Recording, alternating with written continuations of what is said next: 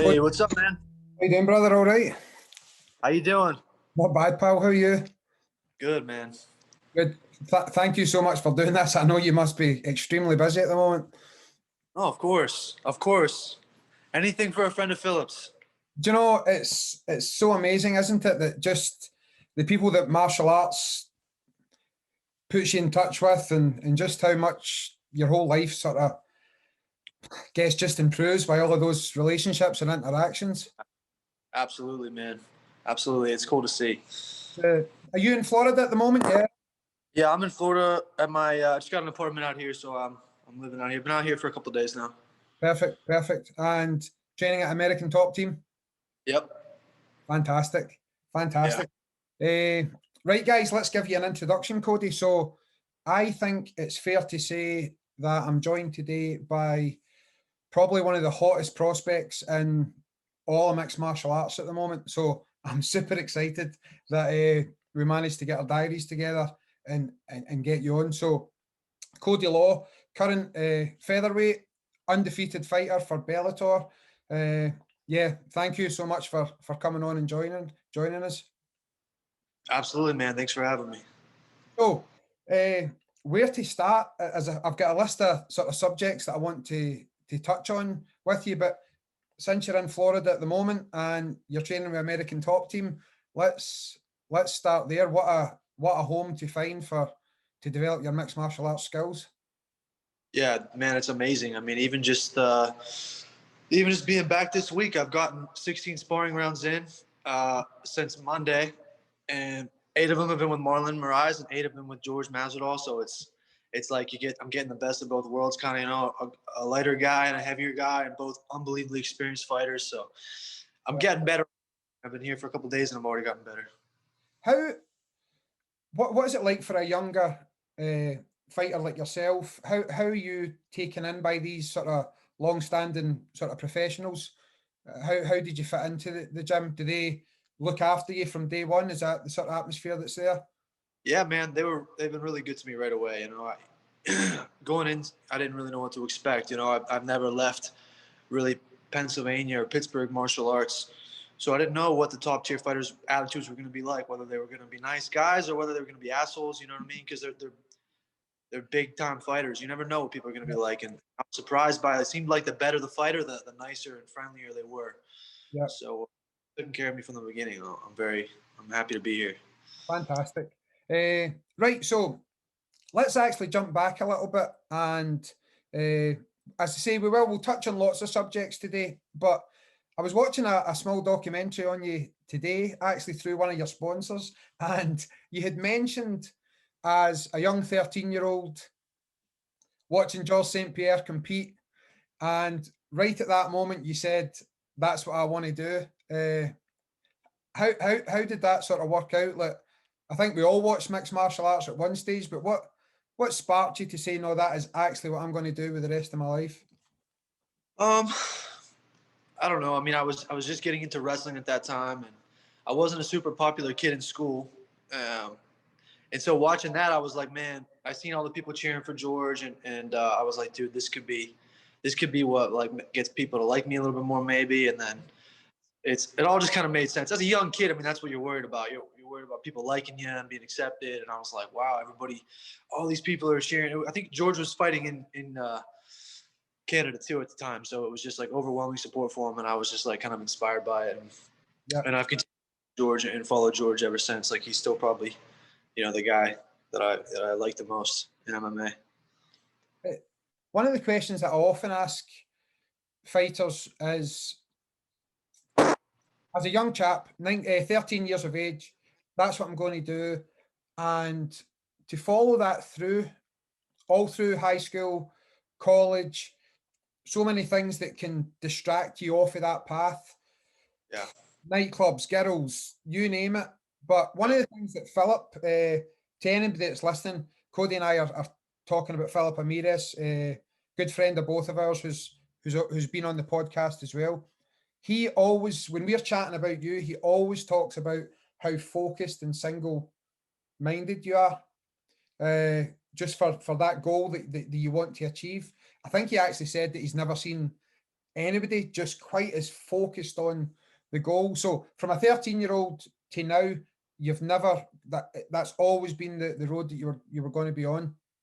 Yeah, I've always been kind of like an obsessive, singularly focused kind of person. I think, I mean, even as like a young kid, like when I was very bad at wrestling when I started, and I would just, you can ask my mom, like it's kind of like a funny story now, but I would sit all night after school on the computer, looking up old wrestling brackets and who beat who and watching matches, and I was just obsessed with the rankings, and it was just always, I don't know, I just never really, there was nothing that could make me stray, you know, and going and then in high school and then college and always I just felt always this was all I wanted to do. A real job was never for me. And once I say I'm going to do something, I just feel like I'm obligated. I have to do it, you know? Yeah. Yeah. Do you know, you mentioned there about being maybe not the most popular kid in school. And again, we've already mentioned George St. Pierre, and he was the same. Yeah. Suffered from bullying and stuff. Obviously, there's people of all ages listening to this podcast, so I'm sitting here with, as I say, one of the most talented, hottest prospects in all of mixed martial arts. You've got a really important message to give straight away there, is that even if you feel that you're unpopular or you might not have a lot of friends at school, you can get out of that. How did you use wrestling and martial arts to do that? I don't know. I didn't think too much. Obviously, I didn't use martial arts because by the time I got to martial arts, I was okay. You know, people liked me. But with I don't know, man. I guess maybe I just earned respect, and by the time I was more accepted by my peers. We were getting older too, you know, 16, 17, 18. People are growing up. I mean, bullying is normal. It happens everywhere. It will always happen. You know what I mean? There's always going to be a hierarchy in amongst kids. And those kids, you know, they grew up and, you know, so to any kid that's getting bullied, I mean, it's normal. And they'll grow up, and usually the bullies are the ones who don't quite make it as far. And the ones who are bullied usually are inspired to climb to the top and have a meaningful life. Yeah. So let's talk about wrestling then, because you say, I want to speak about later on a wee bit in the show about your recent training, striking, as I say, through Taekwondo, which I'm really interested in chatting about. And obviously, we've just seen the Taekwondo in the Olympics, and I'm the exact same as Philip, and most of the guys involved in Grandmaster Cho's style of saying it's not just Taekwondo, it's Cho's Taekwondo. And again, we'll get to that later on, because I know you try to really improve in that aspect of your game as well. But tell me a wee bit about your wrestling career. I don't think people really understand just how hard wrestlers work, even high school kids and college. Yeah. How did that change you from being this young sort of 13-year-old? How did it help you with your confidence, your fitness, and et cetera, et cetera? Yeah, I mean, I feel like I worked harder than I was probably supposed to. Like that was probably good for me, you know, because like scientifically or whatever, like I would get up, go to school, and then we'd do high school practice. As soon as high school practice was over, we'd hop in the car and drive to Young Guns, which was our club practice, which was just the best of the best. You know, it's still the number one club in the world, probably, or America. And and so we would just do that like multiple days a week. Every day we'd have wrestling practice, but 3 days a week we do high school practice or junior high practice right into Young Guns. No break. Like the break was the drive, which is very hard. Like, or if not, if there was no Young Guns, it was high school practice, drive to the gym and lift. And I didn't even know anything else. And I was so obsessed and I wanted to be good so bad that it was like, it wasn't like hard work. You know, it was like, this is what I want to do. I have to do this, you know? Yeah. But it's extremely hard. And now that I'm getting older and I understand a lot more, I realize, you know, how hard it was, but it was worth it. It made me who I am now. Nothing seems as hard, you know? Do you think wrestling was, we don't have wrestling as such here in the UK. This is the thing. We have, but you know, there's a number of, since mixed martial arts got more popular, perhaps wrestling's getting a little more popular, but compared to the States, obviously it's a non-event over here. Soccer and obviously Taekwondo and martial arts and rugby and things like that. But just how how much did wrestling, such a difficult sport, and how hard you train, how much did that build your character? How much did that set you up for this career that you're embarking on at the moment? Yeah, I think my character is like kind of a little bit something I'm born with, because I've always been like this. But I was surrounded by just like amazing role models, people that told me to get good grades and to, don't don't go out partying and don't do stupid shit and work hard. The Strip Matter brothers, and then Jake Strayer, my high school coach, and then my college coaches, and my coach Pecora, my the guy I graduated with for UPJ, Pitt Johnstown. I mean, he's like my father, and these are all men of like strong character with good values that are hardworking, and so when you're around people like that, you become that way, that's why you surround yourself with good people. So yeah, it definitely made me who I am. And just looking at a quick read through your record as well. And again, obviously I come from the UK, and it's difficult sometimes to follow how the actual competition of wrestling works. But Yeah. very, very successful wrestling career as well. Your record was excellent. Yeah, records are kind of weird in wrestling, I mean, everybody kind of loses except for maybe like one guy, undefeated Division I champion ever. It was Chaos Anderson. Yep. But throughout, I mean, my record is, I don't know what my record was because there's just so many matches. I mean, I would wrestle 100 matches a summer, so it's like, who knows what my real record was, I don't know. Yeah.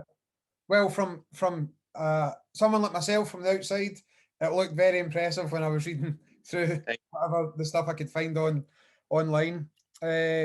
Right, so you get through college. Most of your combat experiences in wrestling. Yeah. You had this dream from being 13 years of age to be a fighter. Yeah. How did that happen? How did you take steps to say, I'm actually going to be a mixed martial artist now? Well, it was always like a plan in place, I guess, at least mentally. I don't know. I like the whole philosophy of like you don't have to know. You just have to know where you want to be. You don't have to know how you're gonna get there. You just got to know the end destination. So always I knew, and I never tried to force it one way. I knew I want to be world champion MMA fighter, best ever, and I just let it happen how it happens. And it happened to be, I transferred to UPJ, and Isaac Greeley, if you know Isaac Greeley, he's a UPJ alum, national runner-up, and runs a jiu-jitsu and MMA gym. And I got to know Isaac, which was like a blessing. And the night that I won nationals, I had a text from Isaac about an hour after saying like, "Hey, ready to train this week if you're down," or something like that, And so I was there the week that I won nationals. I was at New Ken and at his gym, and we just started rolling from there. And then everything just kind of fell into, like I tell people all the time, like my mom and my girlfriend and stuff, how lucky I've gotten because I fell into the hands of like my three main coaches in Pittsburgh when I started are still really close to me, still guys I work with when I go home. And they all ended up being like the best coaches I think I could have gotten in Pittsburgh, with Isaac, Philip, and Matt Layshock, my boxing coach. I mean, It just worked out. I didn't have a plan. It just worked out so well, Just when you say that about going back home, it's really admirable to see. I've noticed this particularly about yourself and other fighters that it seems as if it's very easy transition for you to go between your gym at home in Pittsburgh and then back down to Florida to train at AT&T, which is obviously world renowned. It's probably, people would rank that as probably the top mixed martial arts gym in the world. Yeah, it's number one for sure. You'd be hard pushed to find someone who would argue against that. That's a really lucky position that you're in, to have so much access on two gyms and not just have to be stuck to one. Is that a benefit? Obviously, it's a benefit, but yeah. No, dude, so what I mean, all the time I sit back and I wonder, like, how did this happen for me? Like, obviously I know it happened. I was thinking earlier today, because I was thinking about my life and where I'm at right now. And I always start to say I could never have imagined, but then I stopped myself because I did imagine, like, I fantasized about all of this happening, and now it's happening, and it's obviously, like you said, it's an unbelievable benefit. Train out here in Florida, as much as I want, go to fight in Bellator, get a fight done, fly back to Pennsylvania, and I don't have to feel like, oh my, I can only stay home for a few days before getting back there. I can stay home with my family and my girlfriend and enjoy myself because I can get good training back there. I can go grapple. Nobody pushes me harder than Isaac in jiu-jitsu, you know. Philip and Matt are amazing, and I get to lift a little bit more when I'm home. So it's the best of both worlds for me. Brilliant. Right, this visualization, which we've kind of touched on a wee bit, this is something that I really wanted to jump in pretty quickly with because I've got a good few questions about this. When Philip was on the podcast, you came up and he was talking about being on the road to a fight with you. And again, correct me if I get this slightly wrong, but I believe you had written on one of the little envelopes in the hotel room the prediction for the fight, and that and then obviously it came true. I think this is where a lot of people lack sometimes. You clearly don't. They lack the ability, or they just don't do it enough of actually visualizing where they want to go, when they're going to get there, how they're going to do it. But that seems to be something that you're really good at. So help me explain, or help me understand rather, how you go about that. What's the mindset for visualizing all of these goals and then achieving them? Oh man, it's almost like, you hear a lot about how little kids have it figured out, right? Like they sit the right way, they squat, and they play, and they don't need phones, and they have imaginations. And so it's kind of like that. Like I kind of just let my imagination go. And obviously I have to be focused sometimes and really focus in on how do I want the fight to go. But I never try to guide it in one direction. Like I never say in my head, I never only visualize one route to victory. It's a lot of different routes, but I'll write things down. Like before this past fight with Makuka, I wrote down again, I think 1 minute and 10 or something like that. Law, KO, Makuka, as if it would be in a statistical like record book, Yep. And then I just look at it a bunch. Like I look at it, I look away, and I look at it again, as if I'm reading it like it already happens. You know what I mean? It just kind of puts it in there, and I don't know, man. That between that and like the lifestyle things, I always imagined having like a car and my own place and I like watches and just all these different things, and they're slowly starting to happen. And so it just kind of reaffirms to me that this is real and it's working, and I need to stay on it. Do you think that goes back again? And I'm harping on here, I know. Does that go back to the wrestling days of being mentally strong, like having that? I think so many people nowadays they start off. I see this as a martial arts instructor. People starting on a goal, and then I know they have more potential. I know it, but then they drift off. You ain't going to get to where you got to by drifting off. It has to be that straight line, surely, I would think. Yeah. I mean, sorry, can you hear that? My phone's dinging. That's okay. That's all right.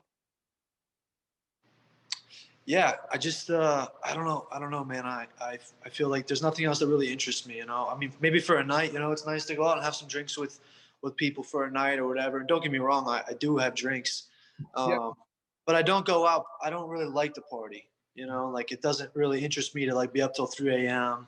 feeling like a zombie the next day. I've done it, so you learn that you don't like it. And this is more my speed. And I learned a lot of visualization through wrestling. At Penn State, when I was my time at Penn State, I learned a lot of important stuff, about writing and drawing and visualizing the outcomes and what you want in your life. And now it's just part of who I am. I even pull up YouTube videos over coffee in the morning and watch videos of expensive cars or houses that I would like to have, or I watch Canelo box and I visualize like that's like my own visualization of me being able to box as well as Canelo in an MMA fight.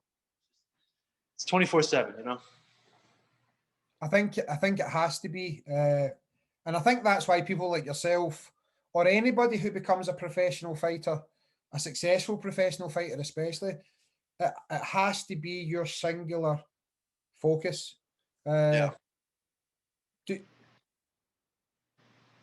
you know what's interesting? You said this at the very beginning of the episode about the more high up the rankings or how famous these fighters are, the nicer they they sort of seem to be. Yeah.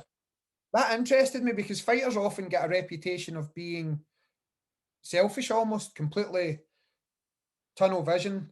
But that's not always the case. And again, just even chatting with you for what we've only been chatting 15 minutes. Yeah. I love how you can be so focused, but yet be a brilliant guy. That's, I guess that's a compliment, but it must be difficult to maintain that. Yeah, I mean, I think everybody at the top is selfish to some degree, right? It's kind of hard to get to the top while giving everything to everybody. Like you have to, there's at least moments. You have to be at least situationally selfish, right? There are times where you have to say, no, I can't do that. Like I have to focus on me, right? When you're getting ready for a fight, or you have to tell people, no, I can't do that. I got to do what's best for me, and that's difficult. It's not easy. But I think that maybe there's a trap you can fall into by believing, oh, I have to be selfish all the time, because you miss out on good opportunities. Marlon is getting ready for a fight. He helped me spar my last camp, and now now I'm back and I'm helping him. And I guess being selfish would be to be like, no, I want to do my own thing. But really, I'm also being selfish though, because I'm like, of course I'll go with you. You're making me. You know what I mean?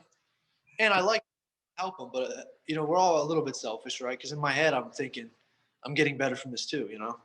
Yeah. So who are you getting access to train with and interact with regularly then at AT&T? There'll be people who listen to this who will be sort of general armchair mixed martial arts fans, but won't actually know where fighters are at with specific gyms. So who's at American Top Team in Florida at the moment? I know you've mentioned a couple already, but Well, I mean, if we're just gonna go like name wise, obviously the George and Marlon, Pedro Munoz is there, Dustin Poirier is there, Kyoji Horiguchi is there. Just around my weight, Movsar, I don't know how to say his last name, Evliov, the Russian at 145, he's great, undefeated. Yaroslav Amosov, Bellator champion now. I mean, the list goes on and on. Johnny Evlin, Dalton Rasta. I don't know. It's hard for me to think, but there's just so many guys every day you used to seeing. yeah. How was just to very quickly come away for yourselves, just when you mentioned Poirier there, how has that been over the last year with these two McGregor fights and the two wins? And that must have been a crazy camp to be involved in as well. Yeah, I mean, it's like a normal camp. The craziest part was like the media stuff. Whenever they would come in and they would deck the gym out for like a promo for him, it was pretty cool. Yeah. But business as usual. I feel like he's training the same no matter what. But big, that's amazing, right? Amazing. Yeah, totally amazing. And this is the thing that I wanted to ask you about Dustin Poirier actually as well, for someone who's beside him and training beside him. Yeah. I still, this might be a European thing. I still don't think that man gets the credit for what he's done twice now. No, I mean he's shown that he's a better fighter. Like he's a better fighter than Conor McGregor now. Yeah. Yeah. No, yeah. these aren't fluke wins. Like he's a better fighter, and the run he's on, the list of people that he's beaten, it's unbelievable. I really believe he's going to beat Oliveira and become the champion, and it'll be like a storybook career. I mean, if you wanted to call it after beating Oliveira, it would be a storybook ending to a career. Yeah, something else. Okay, yeah. So let's move on a wee bit from the wrestling aspect of your repertoire, I guess, and tell us a wee bit about the different things that you've added to that. I think most fighters nowadays, this is where you might be a little different again. A lot of fighters they're learning all the arts from a very young age, whereas you came again from a very specific wrestling background, and now you're finding that you're wanting to be adding things in. Yeah. So what are you finding you need to add in, and how are you going about that? I mean, I don't know that I need to add anything. I just have to get better at everything, Yeah. Even get better. I mean, even there's great wrestlers now, and MMA wrestling is not college wrestling. There's a cage, there's punches and kicks and knees and different setups. So I'm just getting better at everything. But obviously, I love Taekwondo, like the Amaris or Cho's style of Taekwondo. I love, and boxing. I love watching boxing. It's one of my favorite things to practice. But again, everything. Jiu-jitsu needs to get better. The thing I'm working the most on right now, I guess maybe subconsciously, is my distance, checking calf kicks, throwing calf kicks, being just out of range. You know, I'm still, and I think I'm getting pretty good at it. But it's not something someone can say, "Hey, do this," and you do it. Yeah. You have to just get rounds, and eventually, over time, here I'm starting to learn if I'm here versus here, I'm safe, but I can still land. You know, it's a lot, but I'm learning. So the striking aspects that you've been doing is obviously the boxing, and then training with Philip Ramirez Jr. Tell us a wee bit about the actual training, just as technical as you like. What you're actually working with Philip on. Where do you think you're getting better there? How's that improved your game? Well, we have secrets. We can't tell everybody. Of course. Yeah. Just, yeah, but just generally. just all kinds of stuff. Just adding to the things we already have. You know, we have this kick. Now we have this, and we're gonna add this to the end of it, or we're gonna disguise it as if we're doing this, and now we're doing this. You know, just getting layers. Where at first together it was just learning how to move and throw a kick and defend kicks, and now we're able to. Hopefully, it's more fun for him too. You know, get into the more fun stuff. Yeah. And boxing, where do you do your boxing training? In Pittsburgh, I do it with Matt Layshock. It's called Southside Boxing. And is that something that you brought to the game later? I think. No, it's the first thing I did actually. When I started MMA, because I only wrestled. I only wrestled. I never did any MMA training until I finished college, and then I started with Isaac, and then I met Matt kind of through Isaac, and then I didn't start boxing right away. Like Nationals was in March. Started MMA in March. I probably started boxing with Matt maybe May or June. So I've been with Matt for about 3 years now. Okay. So let's move it on again. And you're 4-0 now with Bellator. What was it? What was it like going from just starting to then getting signed by one of the biggest fight organizations in the world? And then what an amazing start you've obviously had as well. So tell us a wee bit about how a young fighter gets signed first of all, and what your first experiences were like over the first couple of matches, for example. Yeah, it was it was just kind of like a unexpected sort of scenario. You know, our plan was to fight the regional scene or whatever, and then get signed maybe to the UFC or something like that. And then I was watching Bellator one night. I hadn't had any fights. I think I was offered maybe a fight in Mexico or something for my pro debut for maybe $1,000, like, or maybe even less. You know how it was. And I was watching Bellator one night against some 145 pounders, and I was thinking, like, I can beat these guys. And so I texted, like, my coaches and my management, and was like, what if we tried to fight in Bellator, and they're like, yeah, let's see what they think, and they were interested, and I was like, holy shit, this is happening. I'm gonna fight in Bellator for my first fight ever, and first pro. It was super exciting, honored. Like, I love that that's my professional debut, and all my fights have been in Bellator. And since being there, man, I love it. I want to stay with them there. They've been awesome. I'm having a good time.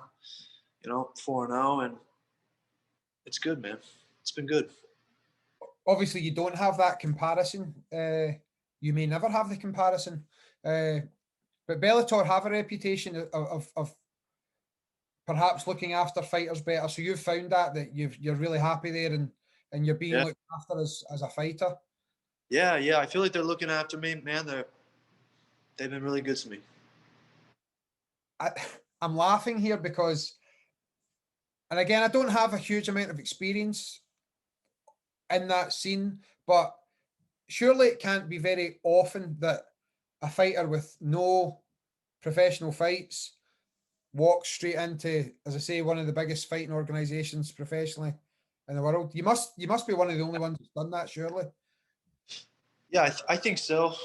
There's a few. I think Pico and McKee both got signed as O&Os. I don't know who else. I'm sure there's a few others, but I like being one of the only ones. I'm setting out. That's what my career to be about, being one of the only people to do things, or the only one to do things. what is your career going to be about? What's the goal? What sort of career do you want to have? Again, it's getting back to this visualization. Where do you see yourself in like 5, 10 years? Because I know even just from talking to you today that you've been thinking about this. Every fighter must think about it, but what's your career going to look like? Well, the goal is to be the best fighter ever, pound for pound #1 of all time, and I believe I will. I think I will because I know I will because I have that belief and I've visualized it so much. But I don't think you hear other people say that. I think maybe there's only a select few people that you'll ask and they'll say that, which makes it easy. I'm one of the only people thinking that way. So, Yep. Self ahead. But that's what I'm doing this for. I'm not doing this to be one-time world champion and be able to look back and be, I was a world champion. That's good. I want to be world champion, but I need to be the best ever. And who do you draw inspiration from? See, I'm sitting here chatting to you today, and people like you excite me. I love people who, right from the very beginning, have just a special outlook. Just this, I won't call it a dream because you have plans and you have an aim to, you know what you're doing here, but just this single minded drive. So, who do you look to for who inspires that? And future, past champions or even boxers or martial artists or anybody? Yeah, I brought him up a few times. Canelo inspires me a lot. He's my favorite boxer. And just when I look at I listen to some interviews and I watch how he carries himself, and he has it all, right? He could retire 20 times over. He's got all the money, got all the accomplishments, but he just keeps shooting for more. He keeps taking more risks. Now he just got announced he's going to fight Caleb Plant in November. Yep. All 4-pound belts on the line. But his outlook seems like it's not about anything else but just legacy and shooting higher and shooting higher. And that really inspires me, and he doesn't act like an asshole. He carries himself really well. And same with GSP, Habib, those guys, like the way Habib finished out, is really inspiring to me. Yep. Almost kind of finished a career looking like he was invincible, which never happens, right? And that's the kind of stuff I want. I want to finish a career and everyone to go, how could we ever beat this guy? I think what I'm going to bring up now maybe comes from my history in traditional Taekwondo, but the guys you're mentioning at the moment, GSP, Habib, Canelo, do you think as a young fighter you'll ever be pressured to, or is there pressure to come away from that good guy role to be the smack talker and this and that to generate fights? Are we still in a place where you can have a GSP nowadays, or are those days gone? Yeah, I don't think they're gone. I think that I think as long as it's natural, it's good. You know what I mean? Like if there's a time where that's who I am, I don't think I'll ever be a bad guy. But if there's a time where there's animosity or whatever, and that's just it's natural, I'm okay with that. It's whenever I'm somebody that I'm not, and I don't think I'm gonna be certain guys. They have a style where the only way they're gonna be relevant in the organization's eyes really is if they draw headlines and do a lot of controversial stuff. I think my style was going to be much more exciting and bring more eyes, and I think that we still have that available to us because if you look at Habib, he made a lot of money, right? He was getting big paydays, multi-million-dollar paydays, and he was the good guy, right? George made a boatload of money. Canelo's making unbelievable amounts of money, and you don't hear a word from him. You know what I mean? He doesn't even speak English. I mean, he speaks a little bit, but like, not out there fluently talking shit to people. So still possible. Yeah, I think Canelo doesn't speak English the same way back in the day Anderson Silva didn't speak English, but I'm sure he really does speak quite good English. He died to him, and when people talk to him in English, he responds. Yeah, like understands English, but whenever you're as good as him, you can speak whatever language you want, right? Yeah. You mentioned again Canelo, getting back to this upcoming fight, and Joe Rogan was actually talking about this on his podcast yesterday about the difference between boxing and mixed martial arts. And this question just popped into my head. This is quite an interesting question, I hope, for you. But So Canelo is fighting for the 4 belts, or they're fighting over the 4 belts, 4 different organization belts. Will that ever happen in mixed martial arts? Will you be happy to be Yeah. the Bellator champion as opposed to being the overall mixed martial arts champion? Will that ever happen, do you think, or where do you stand on that? In my head, it's happening, so I think it'll happen. Okay. That's what I think would solidify me, right, as the best fighter of all time. If I was able to go on and win the Bellator, win the Rise, and win the UFC, like have more belts than anyone's ever had in different organizations, because that's always the question. Is like, okay, well, you were the best, but you didn't fight this whole group of guys, Hopefully someday the reality and we get more of that. Okay, I've got some quick fire fun questions for you as well, which I've not done for a good while on the podcast. Actually, I think I had Mark Weir, really sort of famous British MMA fighter from back in the day, who was also a Taekwondo black belt, and I think he was the last person that I done this with. So let's have a bit of fun with this. Favorite 5 mixed martial artists of all time for you? Man, if you need more than 5, that's fine. We've got lots of time. So I don't know. As I get older, I'm less of a fan. I just like to study. Yep. But GSP was. Let's just go with growing up. Perfect. When I was young up, GSP was one of my favorites. Anderson Silva was one of my favorites. My phone's about to fall. Who else? Who else did I like? Man, GSP and Anderson Silva were like the 2 guys when I was growing up that I was like, I want to be like these guys, Now I have less of favorites. Yeah. Well, do you know that's a good point that you've raised there, and a good question. And again, without giving any of your secrets away, who do you look to today then? Who do you study today? It could be recently retired fighters like Khabib or any of these sort of guys, but who? Okay, let me ask it this way. If there was a young martial artist listening or watching here, who would you advise them to watch? I mean, I would advise them to pick from different guys for what you're looking for, right? So I watch Khabib because I want to see how does he cover the distance for his takedowns? How does he stay on top of guys?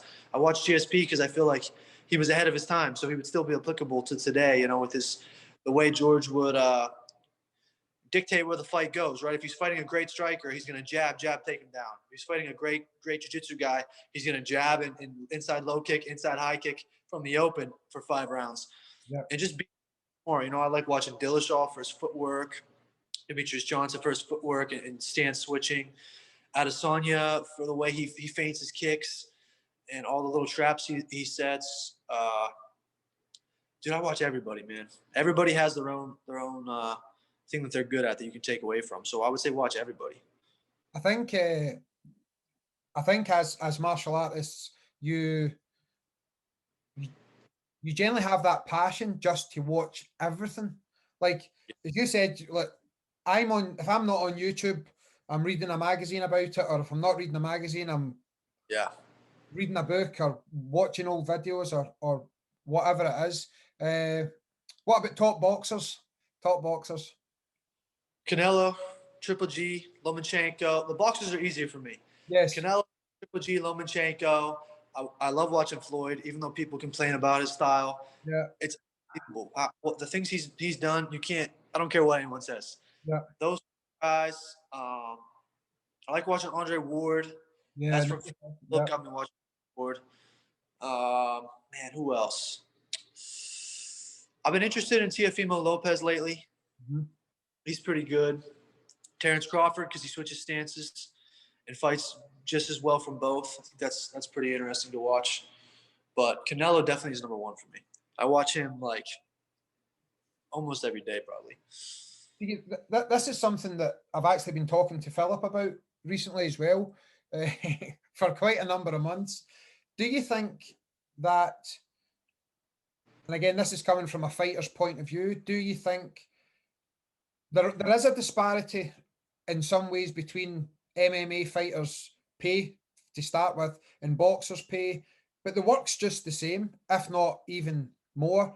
How long will it take for MMA to have the same public crossover as boxing does? Do you think we're on the way to that, or have we still got a fair bit to go? Or Yeah, I think on the way. I think the problem would be like that boxing has the Ali Act, right? So they're not as monopolized or locked in as MMA fighters, where you're stuck to one contract. You can be kind of blackballed, right? Like if you don't want to fight a certain guy or you want more money, they can say, okay, well, you're just not going to fight, and you're stuck with us, and we're not going to give you any fights. And I don't know. I know I saw a statistic came out just recently.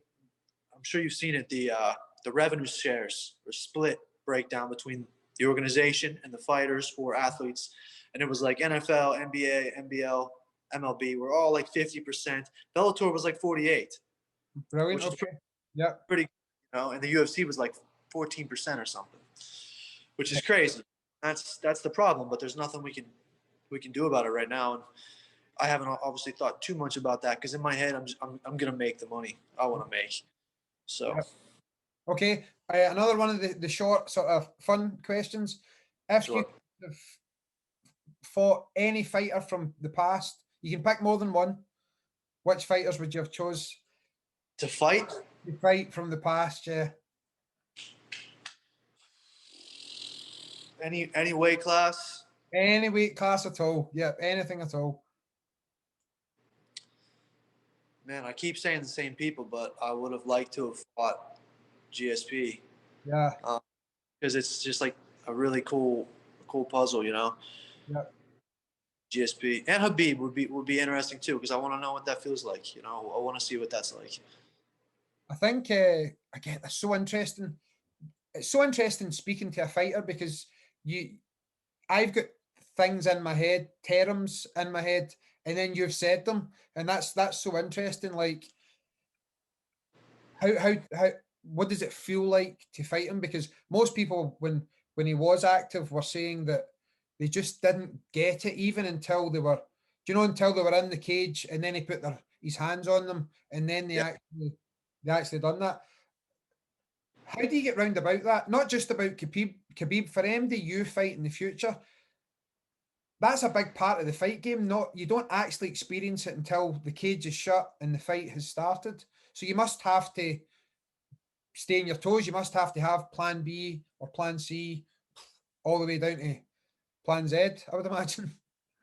Yeah, I don't know. I mean, I just think you're prepared for anything, right? But I don't know. I think it's all up here, toughness. Things go wrong. How do you react? He's way stronger than you thought. He's way better control. Do you break or do you scramble a little bit harder to get to your feet? Do you give that extra little bit? Do you step up? I think for me, I don't have plan A through Z. I'm just scrapping. Yeah. So personally, for your next couple of objectives, we've done a lot of sort of chatting about long term, but what's over the next year or so for you, Cody? What's your plans? Obviously, moving up to fight the sort of top tier guys in your division. Yeah. When's it going to happen? How quickly do you want to push on, or do you need another couple of fights before you go for that, or where are you right now? Yeah, definitely one more. I think this next one for sure. I just listen to my coaches. Mike Brown knows best.